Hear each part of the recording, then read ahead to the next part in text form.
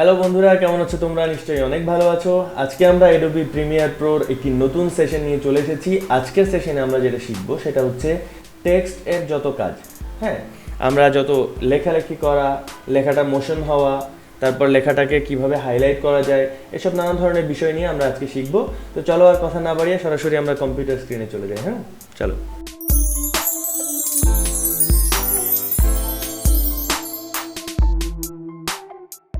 তো আমরা প্রথমেই প্রিমিয়ার প্রো ওপেন করে নিচ্ছি।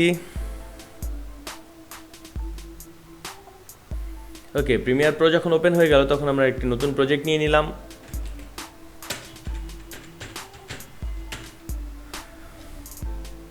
আমরা একটি সিকোয়েন্স নিয়ে নিলাম।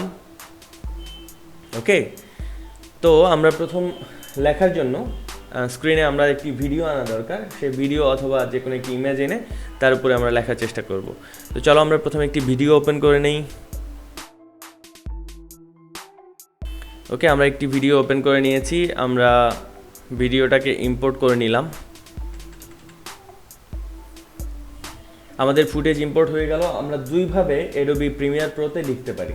দুইভাবে লেখার একটি হচ্ছে এখানে টি নামে একটি টুল রয়েছে, এই টুল দিয়ে আমরা লিখতে পারি, অথবা আমরা ফাইল থেকে নিউতে গিয়ে লেগেসি টাইটেল নামে একটি অপশন রয়েছে, এই অপশন থেকে আমরা লিখতে পারি। ওকে, প্রথম আমরা টি দিয়ে লিখে নিই। ওকে, আমরা টি টুলটাতে ক্লিক করে নিলাম। এরপরে ভিডিওর যে জায়গাটায় আমরা লিখতে চাই সেখানে আমরা ক্লিক করলাম। করার পর এখানে একটি বক্স দেখা যাবে, এই বক্সের মধ্যে মূলত আমরা লিখতে পারবো। সো আমরা প্রথম কি লিখব? This is our test project. এই লেখাটাকে যদি আমরা কোনো কাজ করতে চাই সেক্ষেত্রে আমাদের পরে আবার এই টুলটাকে ক্লিক করে নিতে হবে, যেটাকে আমরা সিলেকশন টুল বলি।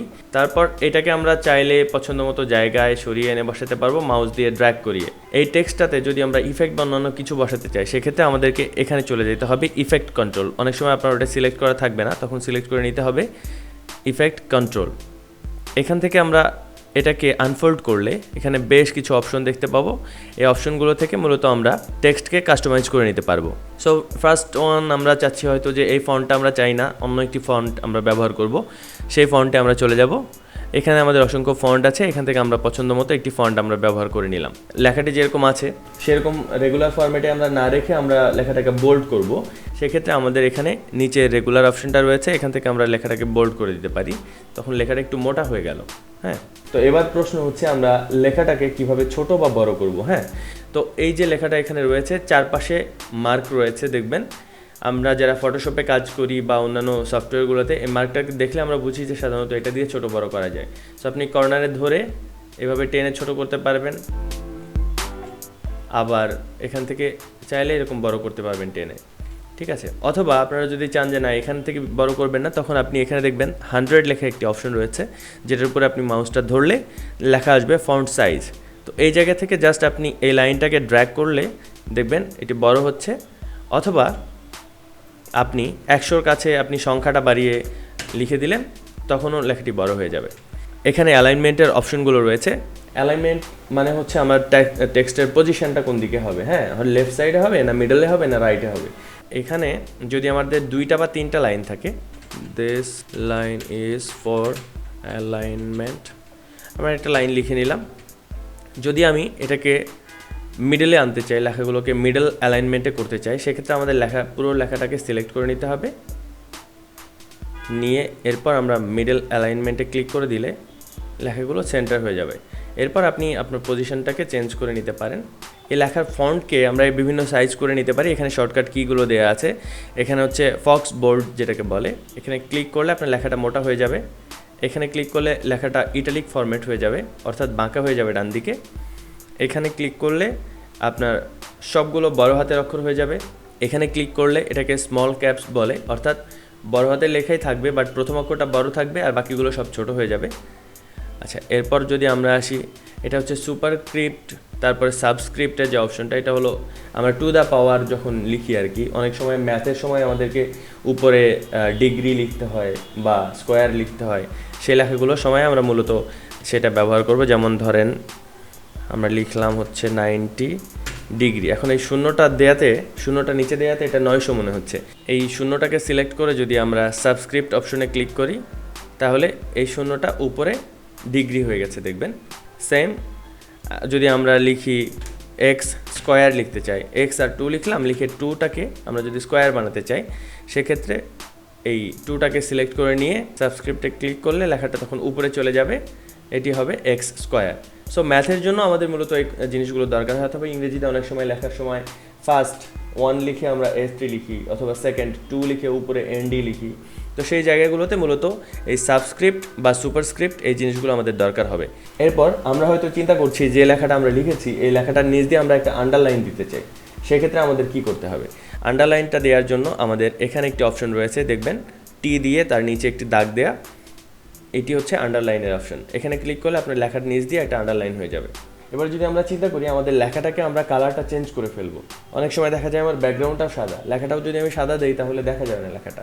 সো আমরা এবার লেখাটার মাঝখানে ডাবল ক্লিক করে সিলেক্ট করে নিয়ে এরপর এই যে ফিল অপশনটা রয়েছে অ্যাপিয়ারেন্সের মধ্যে, এই ফিলটাতে আমি ডাবল ক্লিক করলে ওপেন হবে।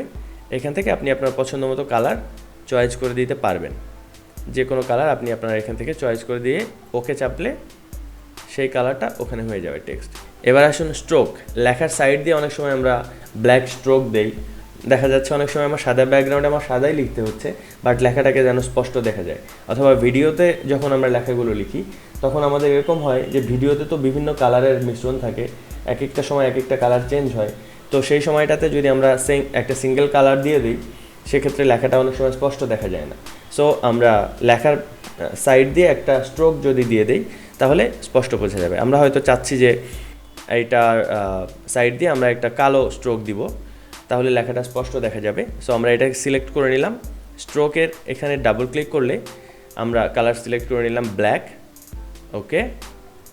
তখন দেখা যাবে আমাদের এখানে ব্ল্যাক একটা বর্ডার তৈরি হয়েছে, বাট বর্ডারটা খুবই কম দেখা যাচ্ছে, একবারে হালকা দেখা যাচ্ছে। কারণ হচ্ছে আমরা বর্ডারটাকে পার্সেন্টেজ একবারে কমিয়ে রেখেছি, অর্থাৎ এখানে দেখা যাচ্ছে স্ট্রোক ওয়াইড হচ্ছে 1, এখান থেকে আমরা যদি বাড়িয়ে নেই 20 করে দিই তাহলে দেখবেন আপনার স্ট্রোকটাকে স্পষ্ট দেখা যাচ্ছে। এবার আপনার লেখার পিছন দিয়ে অর্থাৎ লেখার চারপাশ দিয়ে একটা কালো বর্ডার তৈরি হয়েছে। এরপর যদি আপনি মনে করেন যে আপনার লেখাটা যেটা আছে সেটার পিছন দিয়ে আপনি একটি ব্যাকগ্রাউন্ড দিতে চান, অর্থাৎ একটা পিছনে একটা অন্য কালার থাকবে তারপরে লেখাটা থাকবে, এরকম যদি চান তাহলে আপনি লেখাটাকে সিলেক্ট করে নেবেন। এরপর এখানে ব্যাকগ্রাউন্ড অপশনটাকে অন করে দেবেন, দেওয়ার পর পার্সেন্টেজ আপনি কেমন রাখবেন, একটু হালকা রাখতে চান না পুরোপুরি রাখতে চান? যদি পুরোপুরি রাখতে চান তাহলে পুরোপুরি অন করে দেবেন। কর্নারটা রাউন্ড হবে কি না সেটা সিলেক্ট করে দিতে পারেন এখান থেকে। এরপর কোন কালারের ব্যাকগ্রাউন্ডটা হবে সেই কালারটা আপনি এখান থেকে সিলেক্ট করে দিতে পারেন। সো আমরা যেহেতু লেখা হচ্ছে আমাদের সাদা, আমরা একটা লাল ব্যাকগ্রাউন্ড দিয়ে দেখছি, ওকে। দেখবেন আমাদের একটা লাল ব্যাকগ্রাউন্ড হয়ে গেছে। আমরা যদি এভাবে দেখি তাহলে দেখবেন একটা লাল ব্যাকগ্রাউন্ডের উপরে লেখাটা দেখা যাচ্ছে, ঠিক আছে। এবার যদি আমরা চাই যে এটার পার্সেন্টেজটাকে পিছনের লালটা যেটা সেটা একটু ট্রান্সপারেন্ট হবে, পিছন দিয়ে হালকা হালকা করে ভিউগুলো বা ইমেজটাকে দেখা যাবে, সেক্ষেত্রে আমরা অপাসিটিটাকে কমিয়ে দিতে পারি। দিলে দেখবেন যে ব্যাকগ্রাউন্ডটা হালকা লাগছে এবং সেটা দিয়ে পিছনের ব্যাকগ্রাউন্ডটাকে দেখা যাচ্ছে, অর্থাৎ ভিডিও বা ইমেজ যেটা আছে সেটাকে দেখা যাচ্ছে। এবার যদি আপনি চান যে আপনার এই চার কোণা যে পিছনে যে ব্যাকগ্রাউন্ডটা তৈরি হয়েছে এই ব্যাকগ্রাউন্ডটার কোণাটা আপনি সার্কেল চান, অর্থাৎ গোল চান, হ্যাঁ, সেক্ষেত্রে লেখার মাঝখানে আপনি ডাবল ক্লিক দিয়ে নেবেন। এরপর হচ্ছে এই যে কর্নার অপশনটা রয়েছে, কর্নার অপশনটার পার্সেন্টেজটা আপনি বাড়িয়ে দেবেন। এরপর দেখবেন কর্নারটা রাউন্ড হয়ে গেছে।